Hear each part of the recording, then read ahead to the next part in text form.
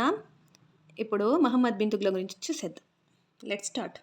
మహమ్మద్ బిన్ తుగ్లక్ 1325 నుండి 1351 వరకు ఇతని పరిపాలన కొనసాగింది. ఇతని అసలు పేరు జౌనా ఖాన్. బహుభాషా కోవిదుడు. టర్కీ మరియు పర్షియా లాంగ్వేజ్లో ఆరితేరిన వాడు. ఇతను తత్వ, తర్క, గణితం, వైద్య, భౌతిక శాస్త్రాల మీద సంపూర్ణ విషయ పరిజ్ఞానం కలిగిన వ్యక్తి. లలిత కళల మీద అభిమానం ఉన్న వ్యక్తి.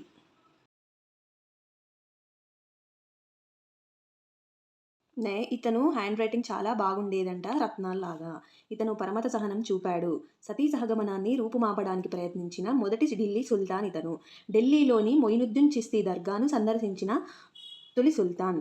ఇతను చేపట్టిన కార్యక్రమాలు విఫలం కావడంతో పిచ్చి సుల్తాన్గా పిలువబడ్డాడు. 1327లో రాజధానిని ఢిల్లీ నుండి దేవగిరికి మార్చి దాని పేరు దౌలతాబాద్గా మార్చారు. 1325లో అధికారుల నుండి తీవ్ర వ్యతిరేకత రావడంతో 1329లో ఢిల్లీకి మళ్ళీ మార్చాడు. 1329 తుగ్లక్ రాగి టంకాలు ముద్రించి వాటికి వెండి విలువనిచ్చాడు. దీనిని టోకెన్ కరెన్సీ అని అంటారు. ఇతని కంటే ముందే టోకెన్ కరెన్సీని చైనా చక్రవర్తి అయిన కుబ్లై ఖాన్, ఇరాన్ చక్రవర్తి అయిన గైకాతున్ కూడా అమలు చేశారు. బట్ ఇండియాలో ఈ టోకెన్ కరెన్సీ ఫెయిల్ అయింది.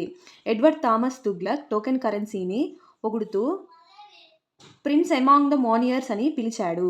నెక్స్ట్ 1329 నుంచి 1330 మధ్యకాలంలో కాంగ్రా, టిబెట్ ప్రాంతాల్లోని ఖరాజీత్ను జయించినప్పటికీ 10,000 సైన్యాన్ని కోల్పోయి నష్టపోయాడు. ఇరాక్లోని ఖోరసాన్ ప్రాంతంను జయించడానికి ఈ ఖోరసాన్ ప్రాంతం వాణిజ్య వ్యాపారానికి వ్యూహాత్మకంగా ఉంటుంది.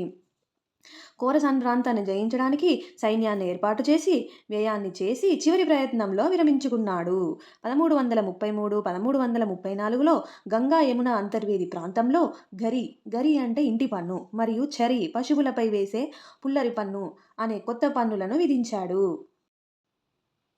తుగ్లక్ వ్యవసాయంలో చేపట్టిన సంస్కరణలు చూద్దామా. దివానీ కోహి అనే వ్యవసాయ శాఖను ఆరంభించాడు. క్షామ నివారణ చట్టాన్ని చేశాడు. సోందార్ మరియు తక్కావి అనే పంట రుణాలను రైతులకు అందజేశాడు. తక్కువ వడ్డీతో పంటలపైన రుణాలు ఇచ్చే పద్ధతిని తుగ్లక్ ప్రవేశపెట్టాడు.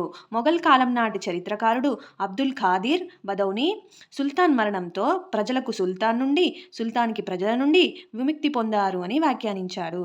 తర్వాత వీడియోలో ఫిరోజ్ షా తుగ్లక్ గురించి చూద్దాం. Thank you.